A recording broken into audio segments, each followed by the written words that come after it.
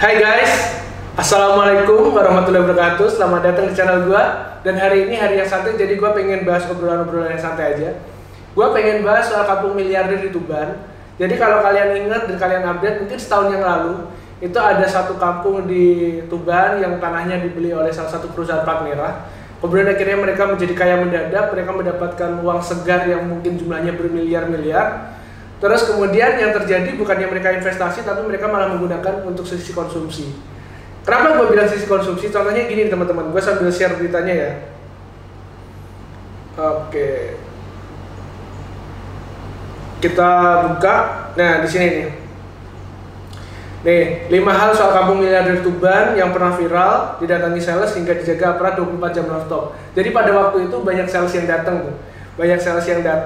Kemudian dari luar kota pun sampai datang tuh, tawarkan mobil hingga paket umroh. Nah, pada waktu itu teman-teman, pada awal-awal mereka mendapatkan uang itu, mereka banyak banget beritanya yang di-up itu karena sampai berentet itu mobil-mobil yang dibawa oleh towing, ya kan? Bahkan ada satu keluarga yang belum bisa nyetir, kemudian mereka pun udah membeli mobil untuk anak-anaknya.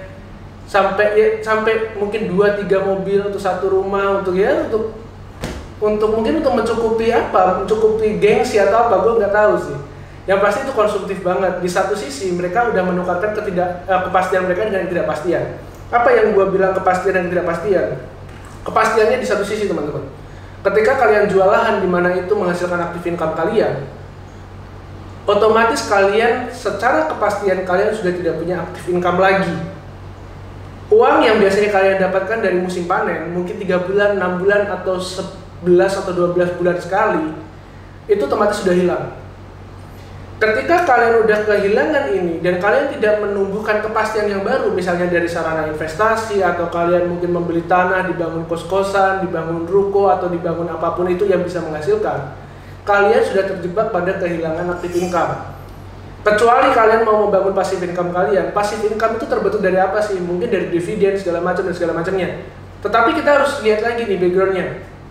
Kampung miliarder di Tuban ini mayoritas orang-orangnya bekerja di sektor persawahan, dan kebanyakan orang-orang sana tidak sadar akan namanya investasi. Mereka selalu gampang ketika bilang investasi, takut investasi bodong lah, takut investasi yang nanti akan rugi lah, takut akan sesuatu hal yang belum mereka kenali, sehingga mereka akhirnya tidak bergerak ke sana. Mereka pun juga tidak bisa mendapatkan aktif income di tempat lain karena mereka passionnya adalah di persawahan. Sedangkan untuk membeli tanah lagi, membeli sawah lagi, harganya sudah tidak tercapai lagi. Mungkin kalau mereka menjual 2 hektar, dengan uang 2 hektar itu untuk membeli tanah di tempat lain, itu mungkin cuma mendapatkan setengahnya atau bahkan seperempatnya.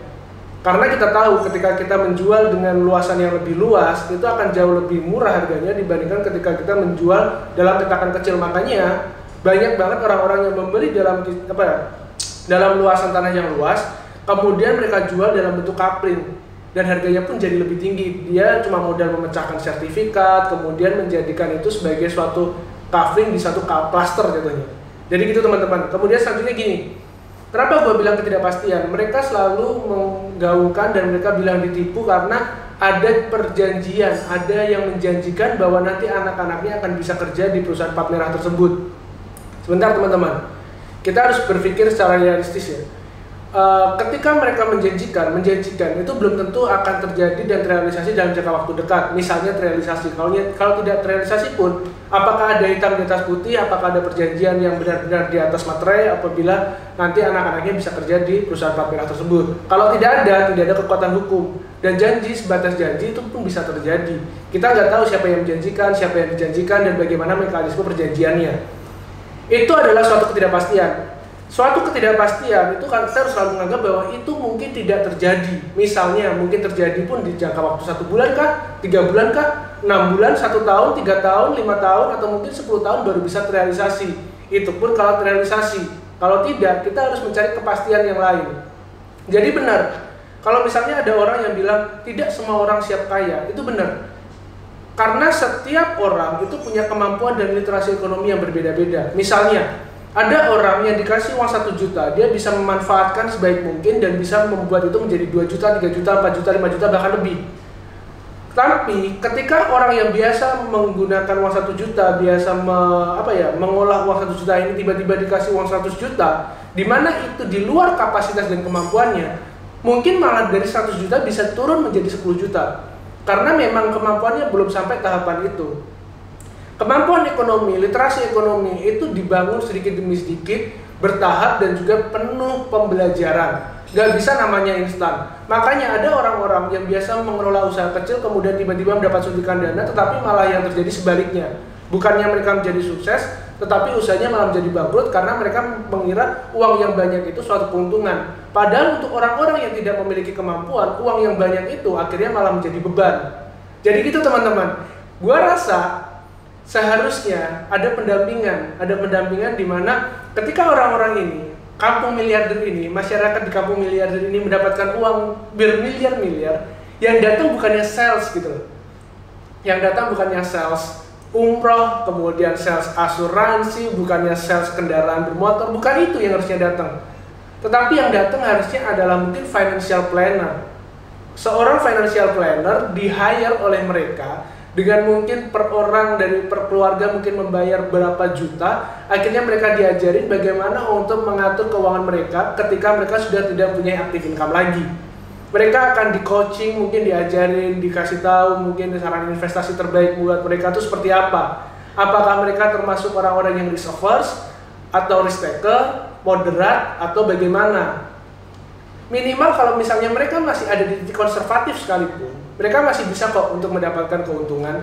Mereka masih bisa kok tetap hidup dengan uang yang mereka dapatkan tanpa mereka harus khawatir untuk menjual barang-barang yang sudah dimiliki. Tetapi yang terjadi sebaliknya, ketika mereka mendapatkan uang, beritanya santer tersebar di mana-mana, yang datang adalah sales kendaraan bermotor, umroh, dan lain sebagainya. Banyak orang-orang yang tertipu janji manis segala macam, kendaraan sekarang lagi murah pak, ini lagi butuh, toh ini juga tidak seberapa dibandingkan uang yang bapak punya. Sales selalu seperti itu.